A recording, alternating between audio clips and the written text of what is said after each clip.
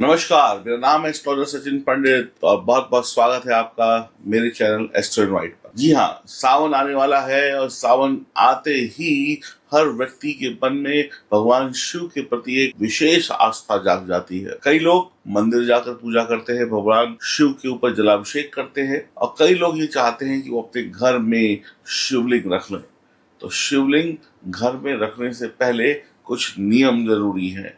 ये नियम अगर पूरे नहीं किए तो आपको दंड भी मिल सकता है। तो आइए जानते हैं कि शिवलिंग को घर पर रखने के क्या छोटे छोटे से नियम हैं जिसे हर व्यक्ति को पालन करना चाहिए। गलतियां कम से कम हो तभी पूजा का पूरा रिजल्ट मिलता है। भगवान शिव के जो श्रद्धालु हैं प्रतिदिन या विशेष रूप से या सोमवार को शिवलिंग पर जल चढ़ाकर शिव जी की आराधना करते हैं। ऐसी मान्यता है कि भोलेनाथ की विशेष कृपा अपने भक्तों पर होती है। एक लोटा जल चढ़ाइए और भगवान शंकर को अपना बना लीजिए।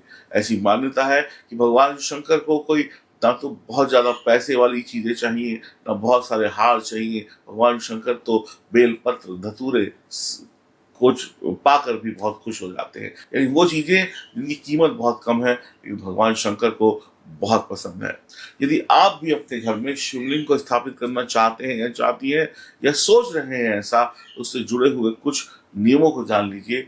जब तक ये नियम नहीं जानेंगे तब तक आपको भी आपकी पूजा का पूरा रिजल्ट नहीं मिलेगा, यानी पूजा का पूर्ण लाभ नहीं मिलेगा। घर में किस प्रकार के शिवलिंग को रखना चाहिए? मार्केट में अनेक प्रकार के शिवलिंग आपको मिलते हुए दिखाई पड़ेंगे।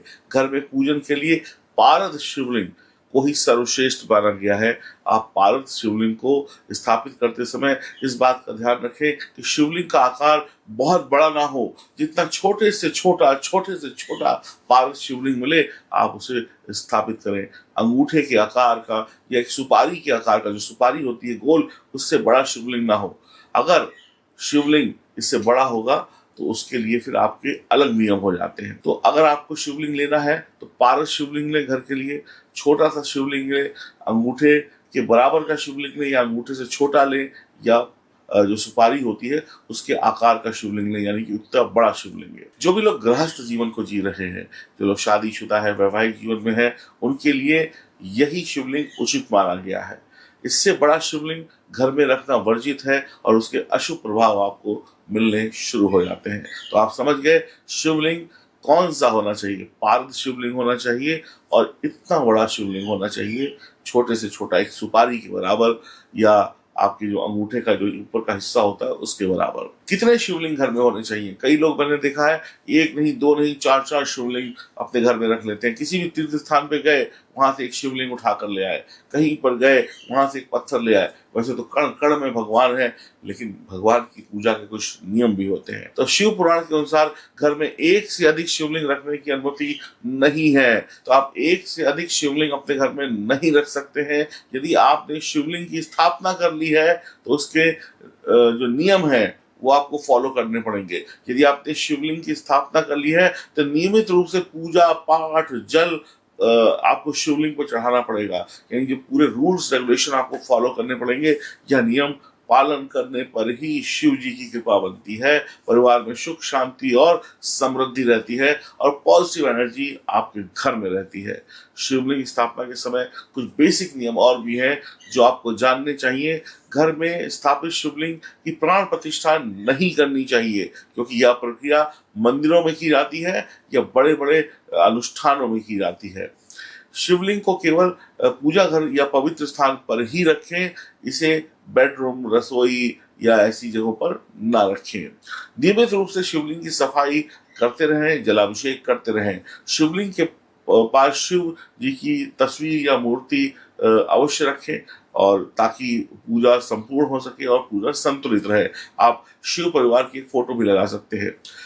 यदि घर पर श्रद्धा और नियमों से शिवलिंग की स्थापना की जाए और सही तरीके से आप भक्ति करें तो मानसिक और शारीरिक रूप से आपको प्रसन्नता प्राप्त होगी, परिवार में सुख और समृद्धि मिलेगी। आपको नियमों का पालन करना बहुत जरूरी है। पूजा करते समय भगवान शिव का आशीर्वाद तभी आपको मिलेगा जब आप सही नियम से, रूल रेगुलेशन से शिवलिंग की पूजा करेंगे।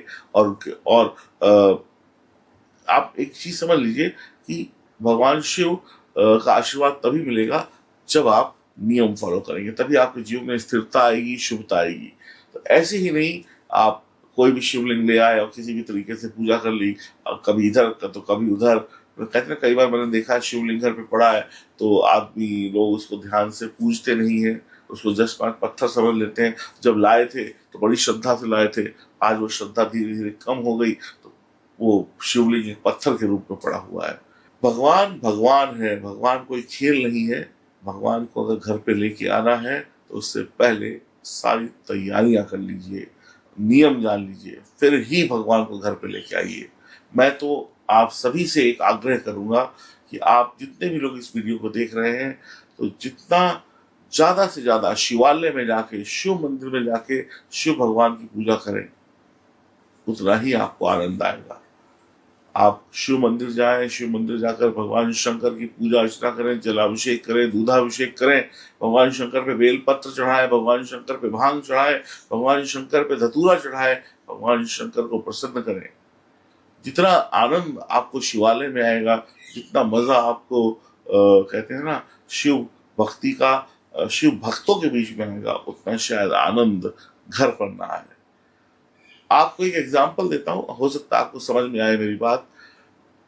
पिक्चर, हम लोग खूब सारी पिक्चर्स देखते हैं, फिल्म रिलीज होती है, हम अपने घर के टीवी पे पिक्चर देखें तो वो आनंद नहीं आता जितना आनंद मूवी हॉल में जाकर देखने में आता है।